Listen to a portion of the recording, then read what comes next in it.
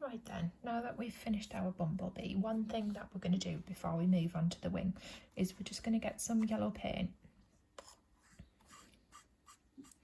and we're just going to go along the edge and we're just going to draw some of those little white, sorry not white, yellow but light, we speak little yellow lines just with the tip of your brush, because there's sort of like a little yellow haze around the edge of it, and what will happen is the yellow will pick up on some of the black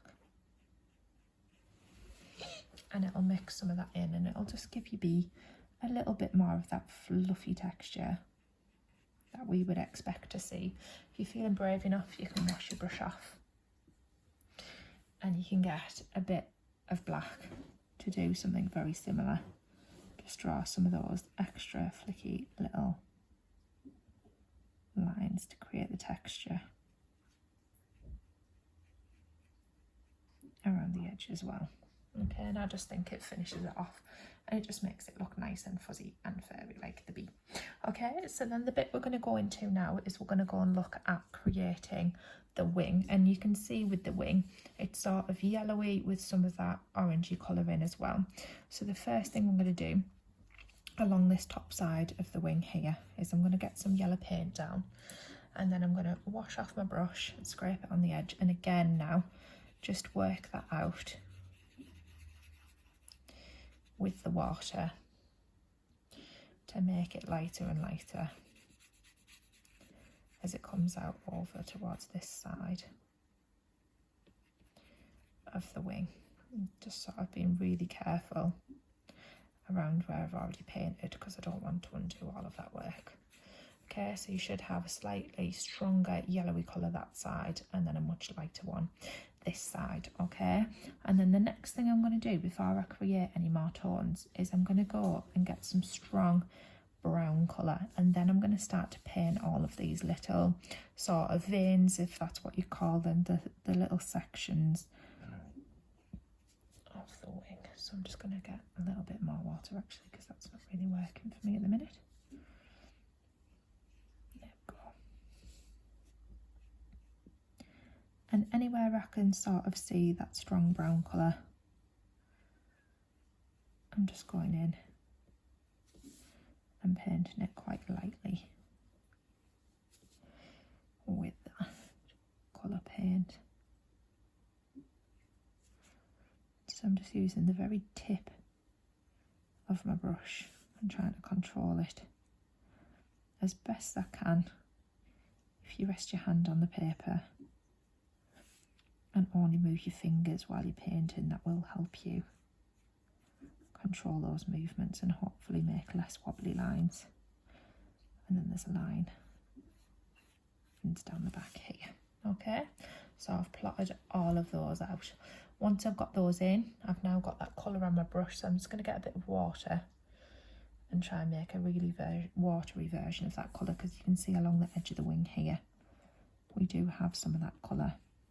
So I'm going to paint that on, and then once I've painted that on, there's a bit there and there's also a bit in the wing here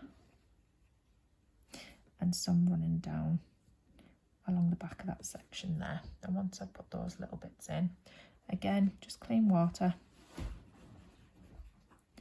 to blend it out so it doesn't look as strong.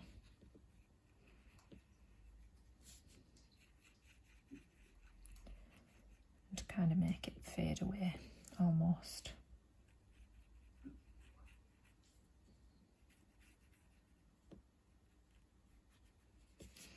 Okay, so once I've got those little bits in now, what I'm then going to do is I'm going to get this yellow ochre colour here. We can see that there's some strong yellow ochre bits, so I'm just going to mark those out and put those in as well, because there's some sections over here look a bit more goldy because of that yellow ochre colour is there.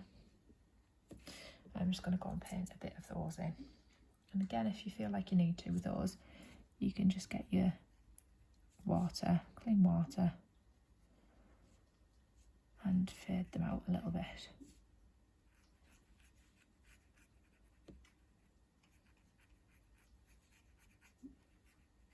To blend them in.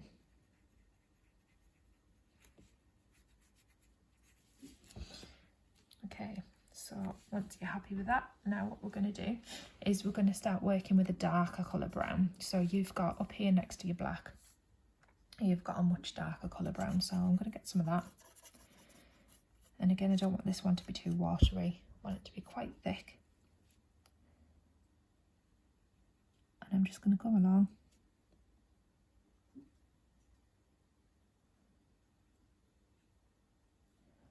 Start quite faintly, pushing really light, just with the tip of my brush, paint in some of those sections in. And wherever I see it as being more red and faded, I'm just going to leave it more red and faded. Parts where I think it looks a bit thicker, I'm going to paint it looking a little bit thicker.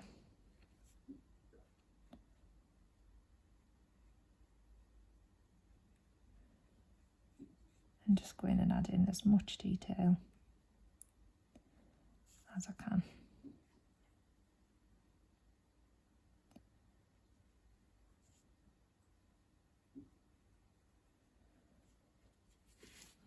Like that, okay? Then any parts that you think need to look a little bit watered, a little bit faded out, so like for example, there's some little bits that do look a little bit watery and faded, you can go and give them a little bit of a brush over with just some clean water to create some of those little fadey blendy sections. It all just adds to the detail, all just makes it look a little bit more realistic, a little bit more blended and lifelike. Okay, and then once we've done those bits, the final bit we need to do is the black leg that you can see running underneath. Okay, so I'm going to get some really watery black paint, and then I'm going to go and paint the shape of that leg in just over the top of everything else and run it down to where it ends about here.